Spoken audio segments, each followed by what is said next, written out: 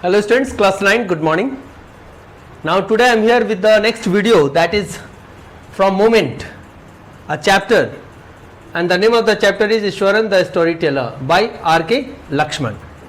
Now what is the story about this is, you can see here, watch it over here.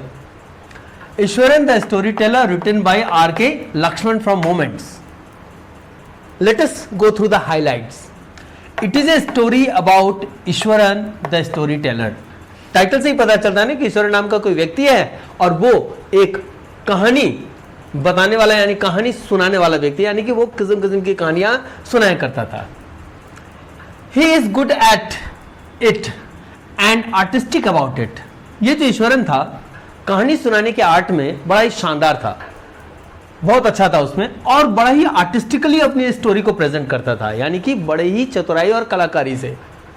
He uses his body language to make the story realistic. और अपनी कहानी को बहुत ही दिलचस्प और interesting बनाने के लिए वो जो बॉडी लैंग्वेज का यूज करता था, यानी कि जो अंदाज उसकी प्रस्तुति की होती थी, उसकी कहानी बड़ी दिलचस्प और शानदार हो जाती थी. अब आती है एक बंदे की एंट्री. ये तो था हमारे ईश्वरन के बारे में. अब आता है एक अगला कैरेक्टर, वो है Mahendra. Mahendra gets attracted and captivated. Mahendra नाम का एक व्यक्ति इस ईश्वरन की कहानी को जब भी सुना करता था तो वो उसमें एकदम मंत्रमुग्ध हो जाया करता था. ठीक है. और ईश्वरन के जो स्टाइल, जो प्रेजेंटिंग पोस्चर, जो अंदाज हुआ करती थी, उससे यह अट्रैक्ट भी हुआ करता था, यानी उसके एकदम मतलब मंत्रमुग्ध और अट्रैक्टेड हो जाया करता था. कौन? महेंद्र. ईश्वरन की जो स्टोरीज है, his stories were a source of entertainment for Mahendra. और महेंद्र के लिए ईश्वरन की कहानियां एक एंटरटेनमेंट का माध्यम भी था. Means he get entertained. He means कौन? महेंद्र. किससे एंटरटेन होता था? ईश्वरन की स्टोरीज से. राइटर जो आर के लक्ष्मण है, he wants to highlight the quality of Eswaran. वो इस कहानी के माध्यम से ईश्वरन की उस क्वालिटी को यहां हाईलाइट करना चाहते हैं, प्रेजेंट करना चाहते हैं, उजागर करना चाहते हैं कि किस तरह से Eswaran was a good at telling stories and they appeared to be real. तो किस तरह से ईश्वरन अपनी कहानी सुनाने की कला में बहुत ही महारत था, गुड था, और उसकी कहानियां हमेशा लगती थी कि रियल स्टोरीज है. तो कहानी हम सब, आप सभी जानते हैं स्टूडेंट्स, कहानियां कभी भी रियल नहीं होती, बट प्रेजेंट करने वाला अगर उसको बहुत आर्टिस्टिकली प्रेजेंट करे तो वो रियल लगती भी है. तो आइए ईश्वरन द स्टोरी टेलर की इस कहानी को हम लोग सुनते हैं, पढ़ते हैं, देखते हैं. Take your book, go through it while listening to the video. So कहानी की शुरुआत इस तरह से है कि महेंद्र नाम का व्यक्ति एक कहानी को सुना रहा है. यानी किसके बारे में सुना रहा है महेंद्र? ईश्वरन के बारे में. किसको सुना रहा है? गणेश को. मतलब स्टोरी की बिगिन ऐसे होती है कि महेंद्र जो यहाँ कैरेक्टर है, जो ईश्वरन की कहानी सुनता है, ये गणेश नाम के एक व्यक्ति को अपना कुक, जो महेंद्र का कुक था ईश्वरन, उसके बारे में बताता है. तो थोड़ा कंफ्यूजन होने की जरूरत नहीं है, जरा गौर करना है. महेंद्र ईश्वरन के बारे में अपने कुक, जिसका नाम गणेश है, उसको बताता है. और क्या बताता है? महेंद्र जो था, महेंद्र जो ईश्वरन की कहानी सुनने बड़ा दिलचस्पी लेता था. तो महेंद्र एक जूनियर सुपरवाइजर के तौर पे कंपनी में काम करता था. ठीक है. एक कंस्ट्रक्शन कंपनी में, और वहां रेंट पर था. He got posted at different sites like factories, bridges, dams which were under construction. और उसकी हमेशा पोस्टिंग हो जाती थी उन साइट्स पर जहां पर कंस्ट्रक्शन वर्क चलते थे, जैसे factory sites, bridges sites, dam sites. यानी कि ये महेंद्र नाम का व्यक्ति एक कंस्ट्रक्शन कंपनी में काम करता था और यह अक्सर पोस्ट हो जाता था उस साइट्स पर जहां इस तरह के कंस्ट्रक्शन के वर्क चला करते थे. Mahendra's work was so keep an eye on all the workers at the site. और महेंद्र का काम क्या था? उसका सिर्फ काम था सुपरविजन का. यानी कि जिस जगह कंस्ट्रक्शन वर्क चला करती थी, महेंद्र की ड्यूटी होती थी कि वहां सारे कार्य को वो सुपरवाइज करता, देखता और सारे वर्किंग स्टाफ पर नजर, अपनी पैनी निगाह टिकाए रखता.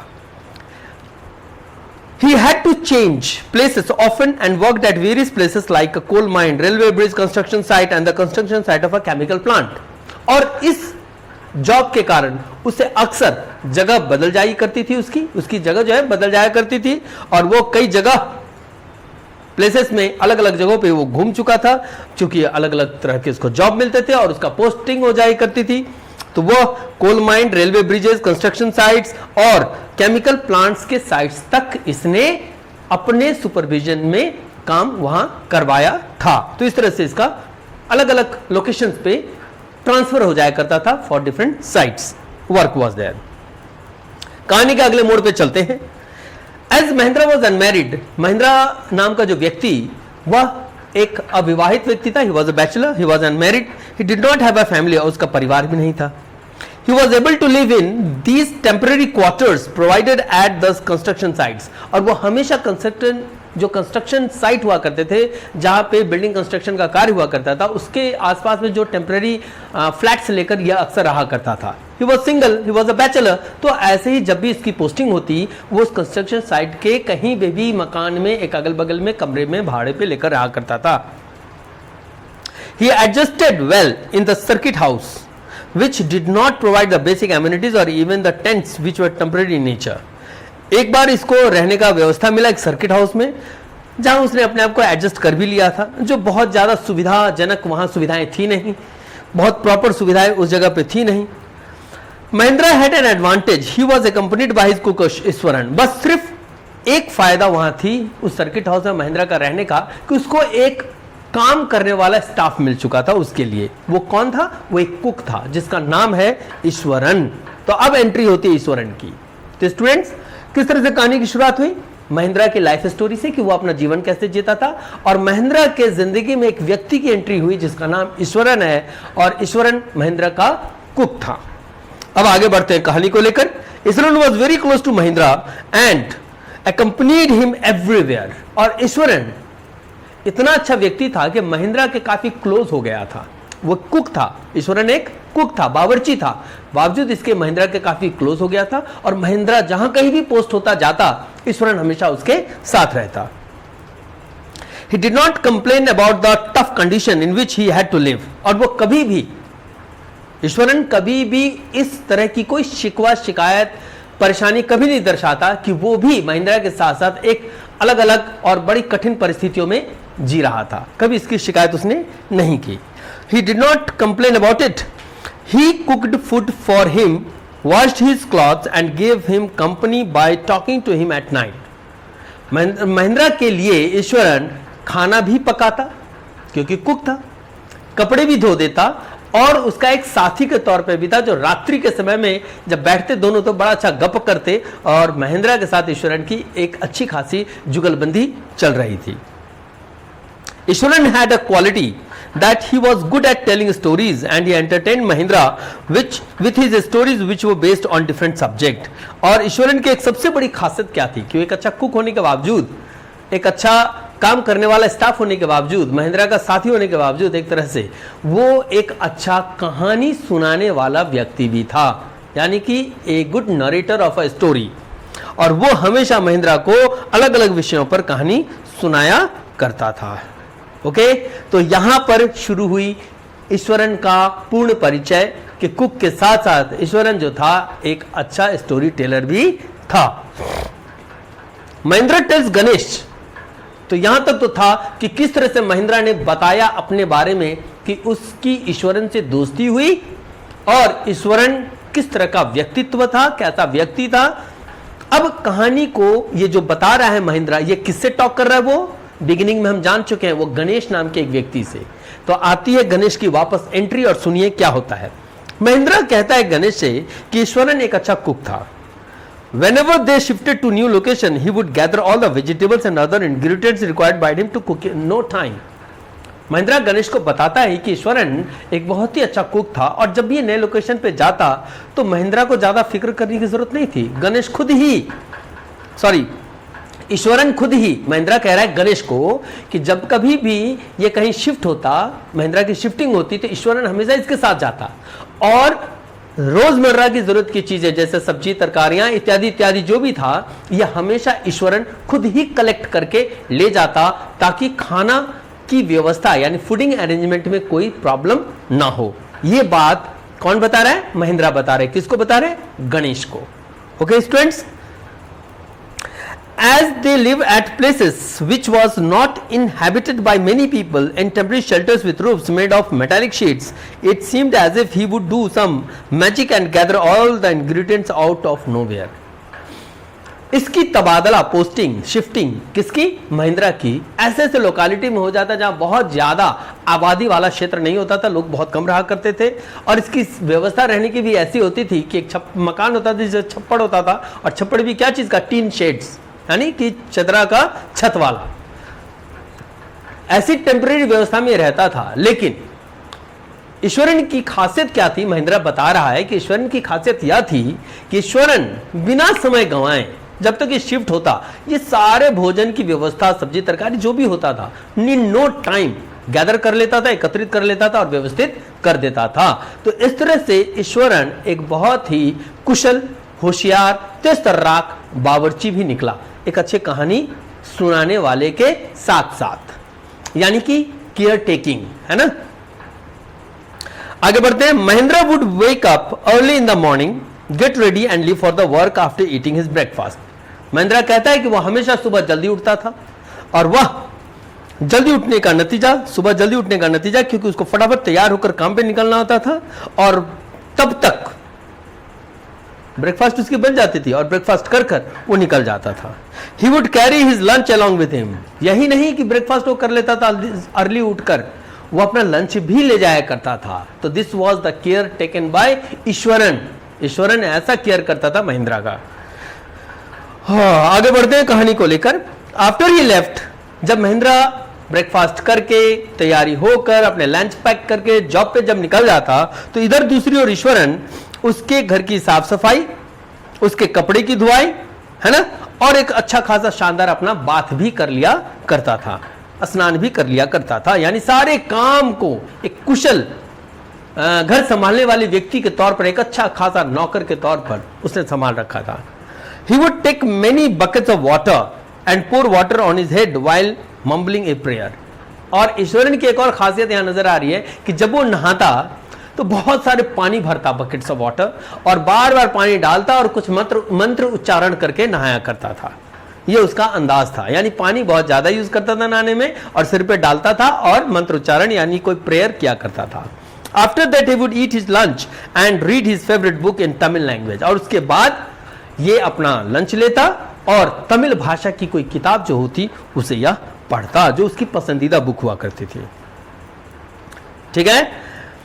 Ishwaran would get carried away with the details and the descriptions given in the books that he read. Then he would go off to sleep. और ईश्वरन क्या करता कि उस कहानी को जो पढ़ता, जो उसकी पसंदीदा बुक थी, उसको पढ़ने के साथ साथ वो उसमें घुस भी जाता है। ऐसे नहीं कि फॉर्मेलिटी से पढ़ता, जो आजकल के स्टूडेंट्स फॉर्मेलिटी से किताबों को पढ़ते हैं। जी नहीं, एक बार किताब ली और पढ़ने का मतलब है कि हम उसमें घुस गए, पूरी की पूरी उसकी चीजों को ग्रैब कर लिए।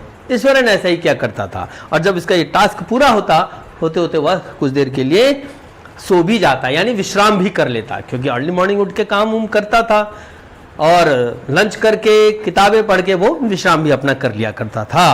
तो इस तरह से ईश्वरन और महिंद्रा की जुगलबंदी चल रही थी, वक्त बीत रहा था। As Ishwaran read stories with detailed descriptions, he narrated them in the same way. और ईश्वरन की खासियत क्या थी कि चूंकि जो किताबों को पढ़ता था, जो उसकी पसंदीदा किताबें थी, उस कहानी को पढ़ते पढ़ते उस कहानी को इतना वो डीप में चला जाता, ग्रैब कर लेता, कि उसके हर एक डिस्क्रिप्शंस को वो खुद अपनी जबानी डिस्क्राइब कर सकता था, यानी एक्सप्लेन कर सकता था।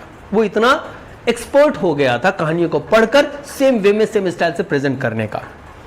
Mahindra recollects that he would narrate even a small incident with a lot of suspense and surprise, which made it very interesting for the listener.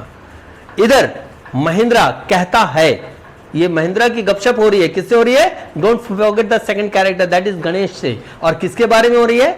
Eswaran के बारे में। तो महिंद्रा कहता है कि ईश्वरन इतना शानदार एक्सपर्ट माइंडेड स्टोरी टेलर था कि जब कभी भी छोटी से छोटी घटना को जब ये एक्सप्लेन करता या बताता, तो इतनी बारीकी से और डिटेल्ड और शानदार वे से प्रेजेंट करता कि लगता कि वाकई में एक जबरदस्त क्या बोलते हैं, सस्पेंस क्रिएट कर रहा है ये।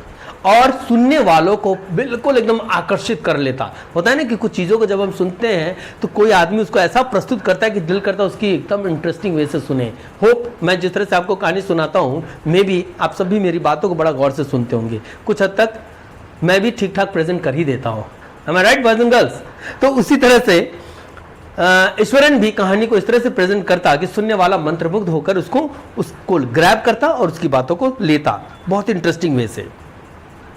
Then he gives an example that instead of saying that he was walking down the highway and he came across a tree which has broken and had fallen on the road, Ishwaran would use his facial expressions and bodily gestures to narrate it. यानी कहने का मतलब कि example यहाँ पे है कि वो एक एग्जाम्पल बताता है कि किस तरह से एक बार हाईवे वो पार कर रहा था और एक सड़क पे बीच रोड पर एक पेड़ गिर के टूट के क्रैक होकर गिरा हुआ था हाईवे पर। तो ईश्वरन अगर इस बात को भी बताता, एक सिंपल सेंटेंस है कि मैं सड़क पे जा रहा हूं और सामने मेन रोड पर एक बड़ा सा वृक्ष गिरा हुआ है, लेकिन नहीं, ईश्वरन अगर इस बात को भी प्रेजेंट करता तो इस तरह का बॉडी लैंग्वेज का यूज करता, इस तरह के अंदाज से इस बात को बताता कि अपने जेस्चर और अपने बॉडी लैंग्वेज से उसको बहुत ही खूबसूरती से नरेट कर देता। इस कहानी को भी नरेट का मतलब व्याख्या, एक्सप्लेन कर देता। He would say that the road was empty and he was all alone। तो इस कहानी को पता है वो कैसे सुनाता? देखो, अभी इस सिंपल भाषा को समझते हैं कि सड़क से जा रहा था, मेन रोड पर एक बड़ा सा वृक्ष गिरा हुआ था, लेकिन ईश्वरन इस तरह से नहीं बोलता था। वो किस तरह से प्रेजेंट करता था, जरा सुनिएगा। वो कहता कि ही वुड से दैट कि सड़क एकदम सुनसान था, ठीक है, road was empty and he was all alone, और ये अकेला उसमें जा रहा था। यह है ईश्वरन का स्टाइल प्रेजेंट करने का, जो कहानी के अनुसार मैं आपको प्रेजेंट करके बता रहा हूं। This would create suspense in the listener mind. और जैसे ही ईश्वरन इस बात को ऐसे शुरू करता कि सड़क एकदम सुनसान था, मैं अकेला जा रहा था, तो सुनने वाले में ऑटोमेटिकली इंटरेस्ट आ जाएगी कि आगे क्या होने वाला है। ईश्वरन अपनी चीजों को यूं ही प्रेजेंट करता और इस तरह से ईश्वरन ने कहानी को एक बार बताया। और तब उसके बाद वो कहता, all of a sudden he saw a huge beast was lying across the road. तभी कहता, ईश्वरन का स्टाइल था कि वो जब सड़क से जा रहा था, सड़क पूरा सुनसान था, वो अकेला जा रहा था, तभी अचानक एक बड़ा सा बीस्ट रोड पे पड़ा हुआ था। मतलब कि वो कहानी को ऐसा प्रस्तुत कर देता कि लिसनर अपना मुंह और आंख यूं खोले खोले सुनता रहता ईश्वरन की बातों को। और as he walked ahead his mind was telling him to turn and go back. फिर वो ईश्वरन कहता है कि बिस्ट गिरने की बात भी उसने कह दी। उसका कहा कि जैसे वो आगे बढ़ा तो उसके दिमाग ने कहा कि वो वापस लौट जाए, मतलब उसको एक ख्याल आया कि आगे ना बढ़े, वो वापस लौट जाए। As he reached closer, he saw that it was a tree that had fallen and lying on the road. लेकिन फिर भी वो आगे बढ़ा और जैसे आगे पहुंचा तो उसने क्या देखा कि उस सड़क पे जो बड़ा सा बीस्ट था वो कुछ और नहीं था, एक बड़ा सा विशालकाय वृक्ष था जो वहां पड़ा हुआ था। तो आप सोचिए स्टूडेंट्स कि ईश्वरन सड़क पे एक बड़ा सा वृक्ष गिर गया, इस बात को किस तरह से प्रेजेंट किया अपने स्टाइल से, है ना, वो जो वे ऑफ एक्सप्रेशन होता है। The branches of the trees had spread out and seemed as if huge beasts. Eswaran इस बात को कैसे बताता है कि जो ब्रांचेस थे ट्रीज के वो इस तरह से फैला हुआ था कि जैसे कोई बहुत बड़ा सा बीस्ट मीन्स जानवर, है ना, कोई खुंखार पशु पड़ा हुआ है और वो अपने हाथ पैर फैलाए हुए हैं। ये ईश्वरन का तरीका था किसी बात को बताने का।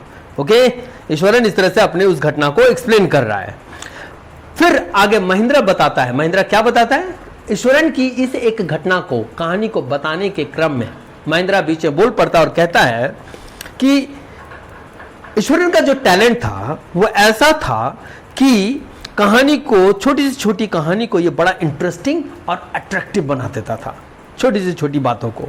Although he knew that some of the stories were not true, but the way in which Ishwaran narrated them was so interesting that Mahindra would not say anything and listen to him quietly.